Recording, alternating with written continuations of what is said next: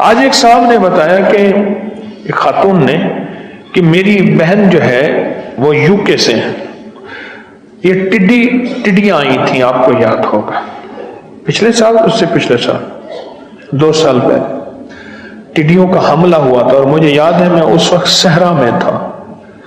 اتنی تھی کہ بندہ نا اتنی گٹھیاں بڑھ لے، اتنی لاکھوں کروڑوں تھی، اور وہ جس فصل پہ بیٹھتی تھی، جس درخت پہ بیٹھتی تھی، وہ ختم ہو جاتا. کہتی تھی کہ میری بہن نے اپنے شوہر سے پوچھا کہ ہماری زمینیں اور فصلیں کہاں کہاں ہیں. غور سے سنیے گا، زمینیں اور فصلیں کہاں کہاں ہیں، میری بہن نے پوچھا. اور اس کا تصور کر کے صرف لفظ کہف پڑھا، سورۃ کہف، اصحاب کہف کا نام قرآن پاک میں.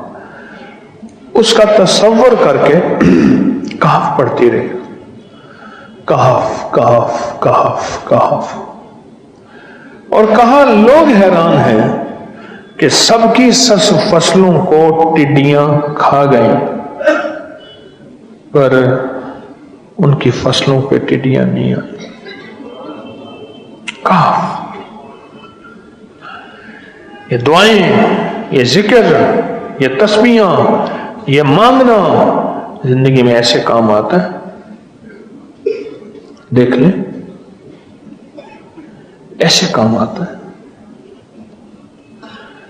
بندہ ایک ملک میں بیٹھا ہے، ٹڈی دوسرے ملک میں آئی ہے، اور وہاں اس نے کہف کے ذریعے حفاظت کا نظام بھیجا ہے، اور کہف سے حفاظت ہو گئی ہے، ہو گئی.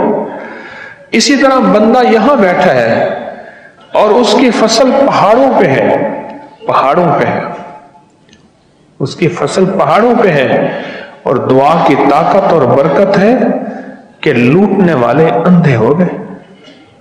یہ ہے دعا کی برکت، یہ ہے لفظوں کی طاقت، یہ ہے حرفوں کی طاقت، اور یہ ہے مانگنے کی قوت.